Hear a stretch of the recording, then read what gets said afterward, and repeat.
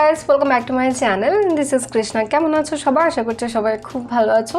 So আমি আজকে আবারও আরেকটা নতুন শাড়ি ড্র্যাপিং এর স্টাইল নিয়ে চলে এসেছি। আর এটা সম্পূর্ণ আমি নিজে থেকে ক্রিয়েট করেছি আর খুবই ইজি এই ড্র্যাপিংটা ক্রিয়েট করা। তো সবার প্রথমে দেখো আমি এখানে একটা হ্যান্ডলুম টাইপের শাড়ি নিয়ে নিয়েছি আর খুবই সুন্দর এই শাড়িটা, আমার খুব পছন্দের একটা শাড়ি। কিন্তু এখানে একটা জিনিস প্রবলেম রয়ে গেছে, সেটা হচ্ছে আমার শেভিং করা হয়নি। যেহেতু দেখো আমার বডিতে অনেক হেয়ার দেখা যাচ্ছে এবং বগলেও হেয়ার রয়েছে, তো এটা দেখতে খুবই বাজে লাগছে। তো এই মুহূর্তে কি করা যেতে পারে? তো চলো চটপট করে আগে হেয়ার গুলো রিমুভ করে নিই। তো শেভিং এর জন্য আমি আজকে যেটা ইউজ করছি লেট শেভের এভিওর রেজার।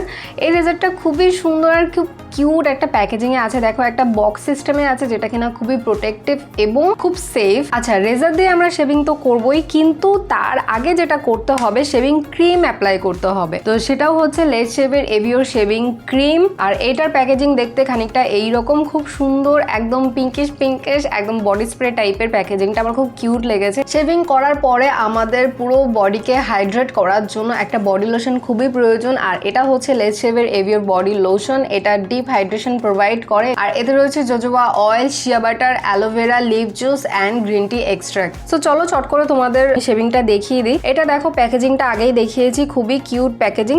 আর এর দেখো সিস্টেমটা হচ্ছে এইরকম। এখানে দেখো একটা প্রোটেক্টর রয়েছে, এইটা তোমরা এভাবে ওপেন করতে পারবে যাতে করে ব্লেডটা সেফ থাকে এবং কোনো কাটা ছাড়া কোনো ব্যাপার প্রবলেম হবে না। আর এর সাথে দেখো এরকম টুইস্ট করার একটা ব্যাপার আছে যাতে করে বডি শেভিং করার সময় কাটা ছেঁড়ার কোনো প্রবলেম না হয়, তাতে করে তোমরা খুব ইজিলি কিন্তু শেভ করতে পারবে এবং মুভ করতে পারবে। আর এটা দেখো এই জায়গাটা এভাবে প্রেস করলেই কিন্তু এই বডিটা বেরিয়ে আসছে, যাতে করে তোমরা শেভিং করার পরে আফটার শেভিং তোমরা ব্লেডগুলোকে খুব ইজিলি ক্লিন করতে পারবে। তো দেখো খুবই সুন্দর এবং খুবই ইজি কিন্তু এটা ইউজ করা। তো চলো আমরা এবার শেভিং শুরু করি। সবার প্রথমে আমি আমার বডি প্রথমে হালকাভাবে ভিজিয়ে নিয়েছি, ভিজিয়ে নিয়ে তারপরে তার উপরে কিন্তু বডি শেভিং ক্রিমটা অ্যাপ্লাই করতে হবে। তারপরে আমি রেজার দিয়ে দেখো আলতোভাবে টেনে টেনে নিচ্ছি। আর একটা হেয়ারও কিন্তু আমার বডিতে নেই, একবারের টানেই কিন্তু খুব সুন্দরভাবে বডি ক্লিন হয়ে যাচ্ছে, ডিপলি ক্লিন হচ্ছে, তোমরা দেখতেই পাচ্ছ।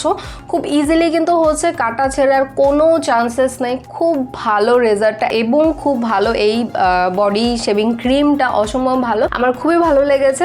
তোমাদেরও যদি ভালো লাগে অবশ্যই তোমরা এটা পারচেস করতে পারো। তো দেখো আমি আমার বগলের হেয়ারগুলোকে রিমুভ করে নিচ্ছি, যেটা কিনা দেখতে সত্যি খুব বাজে লাগে। তো অবশ্যই এগুলো রিমুভ করাটা খুবই প্রয়োজন, বাট অবশ্যই ক্রিম অ্যাপ্লাই করার আগে কিন্তু বডি ভিজিয়ে নেবে। যে সমস্ত পার্টগুলোতে তোমরা রেজিং করতে চাইছো কিংবা শেভিং করতে চাইছো সেই পার্টগুলোকে আগে ভিজিয়ে নিতে হবে হালকা নর্মাল ওয়াটার দিয়ে, দেন তার উপরে শেভিং ক্রিম অ্যাপ্লাই করে দেন শেভিং করতে হবে। তারপরে দেখো আমি বডি ক্লিন করে মুছে নিচ্ছি। দেখো আমার কিন্তু বগল এবং হাত সমস্ত কিছু খুব ক্লিন হয়ে গেছে। তো এরপরে আমি যেটা করছি সেই বডি ময়শ্চারাইজারটা ইউজ করছি। এটা আমার খুব পছন্দের একটা বডি ময়শ্চারাইজারের মধ্যে ইনক্লুড হয়েছে। ইদানিং আমি এটাই খুব ইউজ করছি, প্রায় অর্ধেক হয়ে গিয়েছে অলরেডি। দেখো খুব সুন্দরভাবে, বিশেষ করে উইন্টারের জন্য এটা অসম্ভব ভালো। আমি জানি না সামারে এটা কতটা কাজ করবে, বাট হোপফুলি সামারেও এটা খুব ভালো এফেক্ট দেবে। তো দেখো দুটো হাতের মধ্যে তোমরা ডিফারেন্সটা দেখতে পাচ্ছ, একটা হাত কতটা আমার হাইড্রেটিং লাগছে এবং কতটা সফট লাগছে। তো দেখো আমার পুরো বডি ক্লিন হয়ে গেছে। এবার আমরা শাড়ি ড্র্যাপিং স্টার্ট করতে পারি। আর যদি তোমরা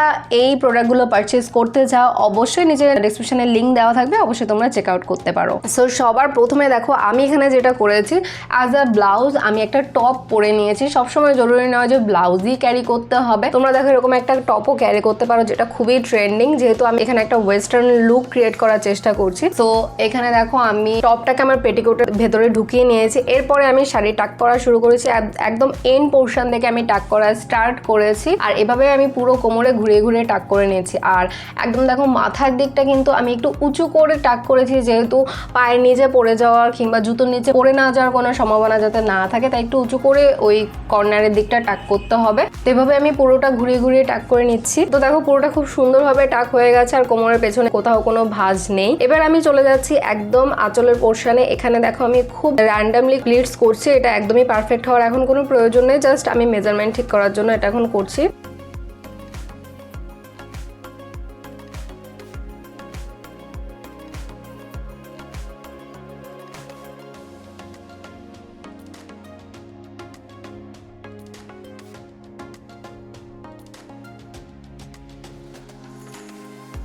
তো দেখো আমি এই জায়গাটা এভাবে পেছন দিক দিয়ে ঘুরিয়ে এনে, মানে আঁচলের দিকটা পেছন দিক দিয়ে ঘুরিয়ে এনে আমি ডান কাঁধের উপরটায় রেখে মেজারমেন্টটা ঠিক করছি, কারণ আঁচলটা আমি সামনেটা এভাবেই রাখবো। তো আমি মাপটা দেখে নিচ্ছি আমার কতটা সামনে লাগবে, তারপর এটা আমি কাঁধের উপর ফেলে রেখে আমি একেবারে সরাসরি কুচির দিকটায় চলে যাচ্ছি। তো এইভাবে দেখো আমি কুচি করে নিয়েছি, যার যেভাবে সুবিধা হয়, যার যেভাবে হাত কুচিতে সে সেভাবে করে নেবে। বাট তোমরা যদি লক্ষ্য করো আমার হাতের দিকে তোমরা ভালো করে দেখো আমি কিভাবে করছি, খুবই ইজিলি কিন্তু এভাবে কুচি করা যায় এবং খুব পারফেক্টলি হয়, খুব সুন্দর হয় কুচিগুলো।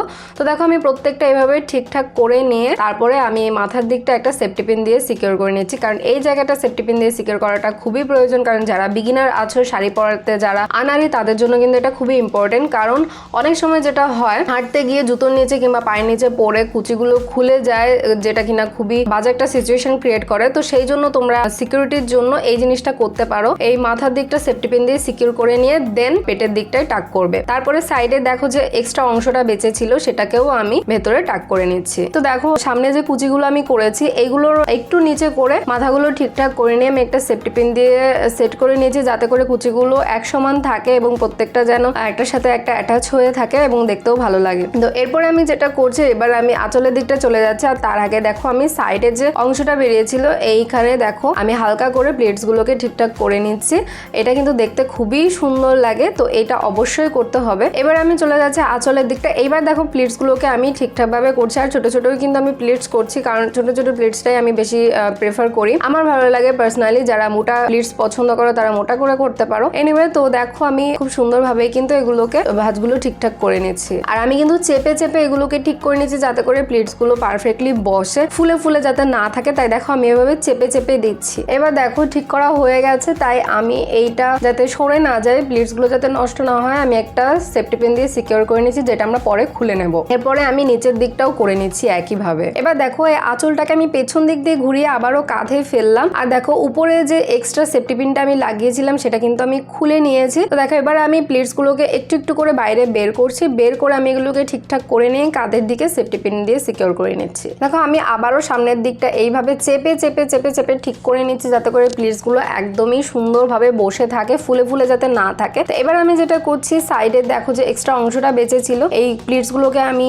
রাউন্ড শেপে আমি সেট করে নিয়েছি। এটা দেখতে কিন্তু সত্যি খুব অসম্ভব ভালো লাগে। তো এইগুলো আমি ঠিকঠাক করে নিয়ে দেন আমি এই জায়গাটা একটা বেল পরে নিয়েছি, একদমই সিকিউর এবং লক হয়ে গেছে এবং দেখতেও খুব ভালো লাগে। ব্যাস মাত্র একটা কি দুটো সেফটি পিন দিয়ে আমি পুরো ড্র্যাপিংটা করেছি, একদমই এক গাদা সেফটি পিনের কোনো প্রয়োজন হয় না। তো দেখো খুবই ইজিলি কিন্তু একটা সুন্দর লুক ক্রিয়েট করা যায়, একটা ওয়েস্টার্ন মডার্ন লুক ক্রিয়েট করতে পারো তোমরা খুব ইজিলি। আমি কিন্তু কোনো ব্লাউজও পরিনি, এটা কিন্তু আমার একটা টপ এবং বহু আগের টপ, 7-8 বছরের পুরনো। তো সেটা দিয়ে আমি এই ড্র্যাপিংটা কমপ্লিট করেছি, অ্যান্ড এই শাড়িটাও আমার মায়ের শাড়ি। তো চলো ফার্স্ট লুক কমপ্লিট, এবার আমি তোমাদেরকে সেকেন্ড লুক দেখাচ্ছি। সেকেন্ড লুকের জন্য যেটা তোমরা করতে পারো, প্রথমে কাঁধের দিকে সেফটি পিনটা খুলে নিতে হবে। এরপরে দেখো কোমরের দিকে যে এক্সট্রা কাপড়টা আমরা টাক করেছিলাম সেটাকে আমি হালকা করে টেনে টেনে খুলে নিচ্ছি, কারণ যাতে কুচিটা নষ্ট না হয় সেই দিকে অবশ্যই লক্ষ্য রাখতে হবে। তারপরে আমি যেটা করছি, দেখো এগুলোকে আবারও আমি সুন্দরভাবে ঠিকঠাক করে নিচ্ছি। তো দেখো আঁচলের প্লিটস গুলো একটু নষ্ট হয়ে গেছিলো, তো এগুলোকে আমি আবারও ঠিকঠাক করে নিচ্ছি। একটু